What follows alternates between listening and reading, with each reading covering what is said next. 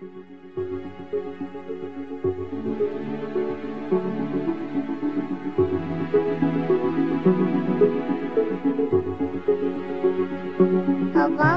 dölbere, delaro mikhare, शर्बलो में पर। सामिन मोहतरम, आज का जो अहम सवाल है गुस्ल जनाबत के सिलसिला में है, क्योंकि इसकी आज के दौर में अशद ज़रूरत है।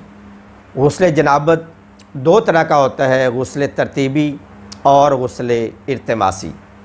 इसमें कोई इतना ज़्यादा फ़र्क नहीं है।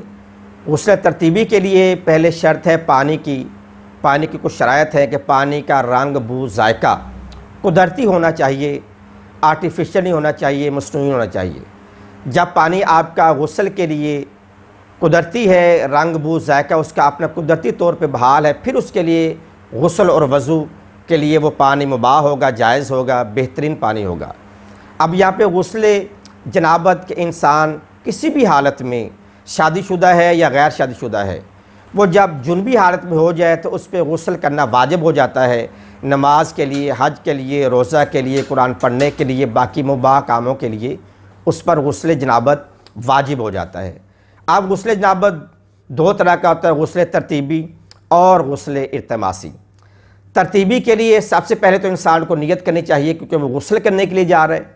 गुस्ल की नियत होनी चाहिए कि मैं गुस्ल करता हूँ गुस्ल जनाबत पाक होने के लिए, या अपनी मादरी ज़ुबान में जो भी आप कलिमात दोहरा सकते हैं, लेकिन बाद में कुर्बतन इल्लल्लाह कह दें तो वो फ़ाबे है, वो बेहतरीन अमल है। यानी गुस्ल जनाबत करता हूँ अपने आप को पाक करने के लिए कुर्बतन इल्लल्लाह, ये भी कहना काफ़ी है। इसके अलावा जितनी लंबी भी आप नियत करें वो आप कर सकते हैं। बहर इतनी मुख्तसर नियत बेहतरीन नियत है।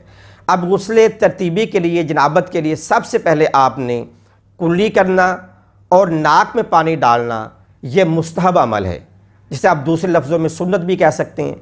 उसके बाद आप अगर किसी शावर के नीचे हैं, टूटी नलके के नीचे हैं, या आपके पास टप है, तो आप वो टप से पानी किसी भी बर्तन से ले रहे हैं, उसको लेकर पहले आप सारे सर से लेकर यहाँ जो गर्दन की जो सतह है, आखिरी हद है, यहाँ तक आपने अच्छी तरह से धोना है कि कोई भी अज़ा, कोई भी उज़व, कान, सर के बाल अच्छी तरह से तार हो जाए, उस पर पानी बह जाए। और फिर जब यहाँ तक आप अमल कर बैठें, फिर ये आपका जो दरमियानी हिस्सा है अपने जिस्म का, इससे थोड़ा सा बढ़ाकर आप दायां हिस्सा धोएंगे पाँव के नाखन तक, इसी तरह पीछे बैक से आप दायां हिस्सा, फिर उसके बाद आप बायां हिस्सा धोएंगे आधे से थोड़ा बढ़ाकर अगला हिस्सा, और इसके बाद पीछे वाला हिस्सा पाँव तक।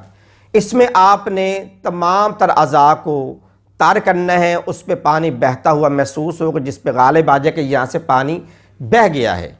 और गुस्ल तरतीबी के लिए एक मरतबा पानी बहाना ये काफ़ी है। फ़ुक़हा ने, जिनमें अल्लामा सिस्तानी रहमतुल्लाह अलैह और इसके अलावा जनाब अल्लामा सैयद मोहम्मद शराजी साहब, अबुल कासिम खोई साहब और आकाए ख़ामनई साहब ने यही तरीका गुस्ल तरतीबी का दिया है। जब आप दायां बायां हिस्सा धो लें, फिर एहतियात वाजिब की बिना पे आप सारे जिस्म को एक बार धोते हैं।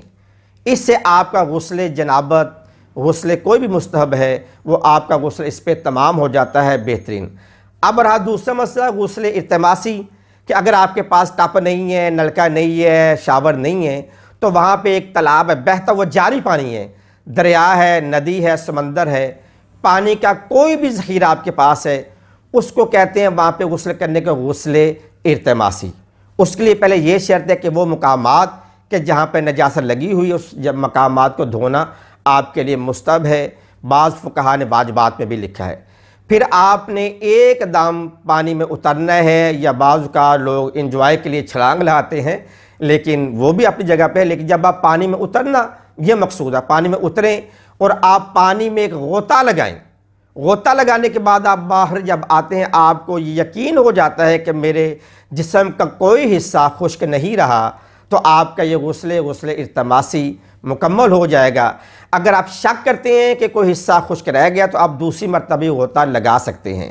जब आपको यकीन कामिल हो जाए कि सर के बालों की जड़ों से लेकर नाखन तक आपका हर हिस्सा पानी से तार हो चुका है, तो ये आपका गुस्ल इल्तिमासी मुकम्मल हो गया। और अब आप तमाम तर काम जो शरीयत में जायज़ है, नमाज रोज़ा हज ज़कात मुबाह है, मुस्तहब्बात हैं, आप वो बजा ला सकते हैं।